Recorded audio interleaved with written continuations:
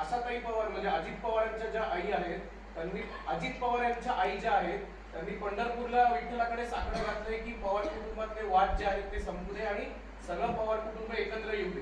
तुम्ही वरिष्ठ नेते आहात देशाचे, तुम्हाला असं वाटतं ना की पवार कुटुंबाने एकत्र यावं? हां, मला असं वाटतं की अजित पवार यांच्या मातोश्रींनी पंढरीला साकडं घातलेलं आहे आणि पवार कुटुंबामध्ये झालेली फूट जी आहे ती लवकरात लवकर दुरुस्त व्हावी आणि हे दोन्ही जे नेते आहेत त्या दोन्ही नेत्यांनी एकत्र यावं अशी इच्छा व्यक्त केलेली आहे. तर आमची इच्छा तीच आहे की पवारसाहेब आणि शरद पवार साहेब आणि अजित पवार साहेब दोघांनी एकत्र आलं पाहिजे.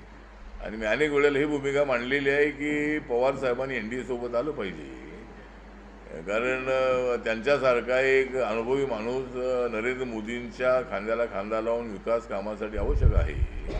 त्यामुळे पवार साहेबांनी पुन्हा विचार करावा.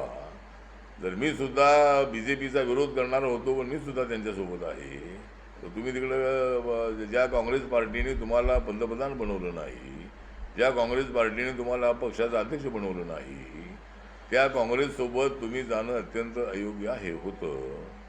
आणि म्हणून मला असं वाटतं की काँग्रेसपेक्षा BJP बरी, म्हणून मी BJP सोबत आलेलो आहे.